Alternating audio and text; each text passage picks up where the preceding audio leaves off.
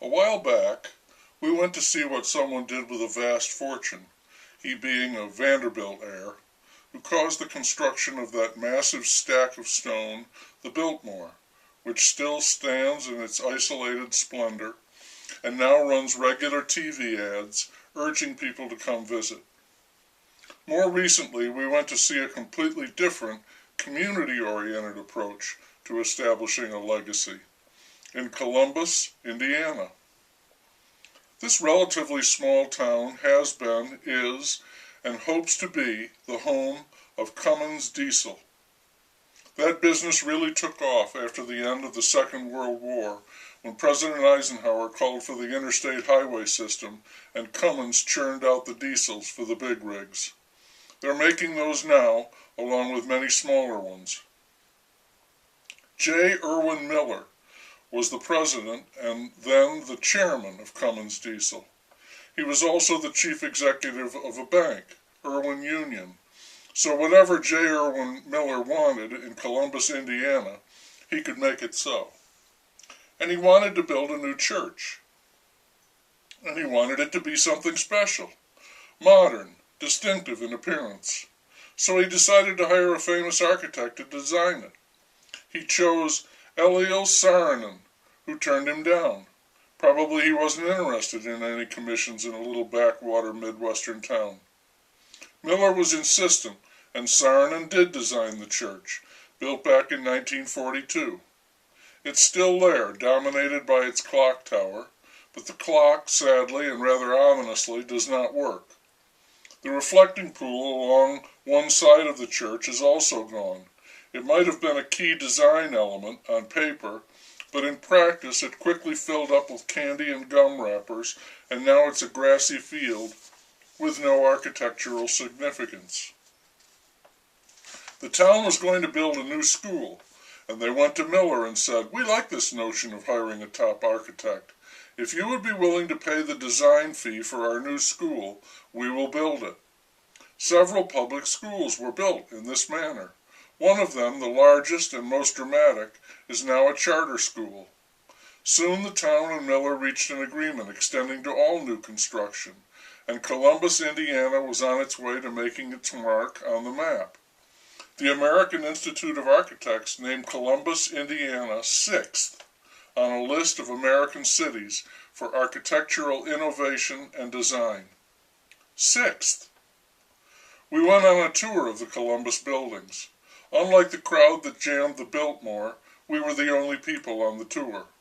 The roster of the architects impresses, for sure, but I'm not positive that the same can be said for the buildings. The town library is an I.M. Pei creation, but I would not know that if we had not been told. It's a nice, quiet library, but no more pleasing than my own local branch building. On it goes. Schools, fire stations, 2 more striking churches, the Cummins offices, a mental health center spanning a creek, the city hall, even restrooms in a park along with a chunk of a covered bridge purchased from Indianapolis.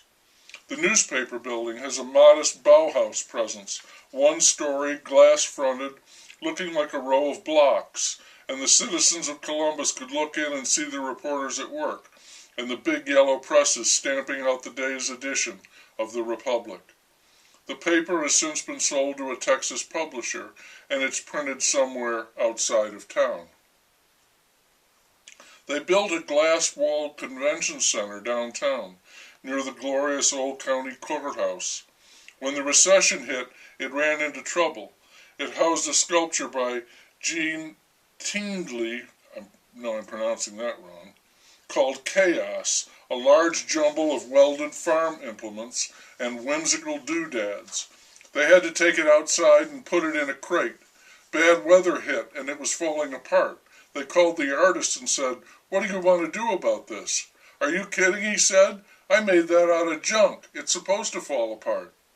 Townspeople came with wrenches, put it back together, and moved it back inside, where it sits today. J. Irwin Miller moved to another church and called Saarinen's son, Eero, to design it. He did, but he died of a brain tumor before he could see it complete. It's a commanding sight, It looks like a massive spaceship crashed into the ground, topped by an antenna reaching up to communicate with the stars. It seats 400 people with additional seating available and lots of carefully landscaped parking, but the congregation has fallen to less than 40, and on the day we were there, Boy Scouts had volunteered to pick up leaves on the tree-lined grounds. It's difficult to begin a project like the one in Columbus, Indiana. It's difficult to keep it going and to maintain what has already been built. Residents battle flooding and finances. And some of the art is dubious, like the red and blue tubes tacked onto the AT&T switching station, which is nearly empty now anyway. The town keeps trying.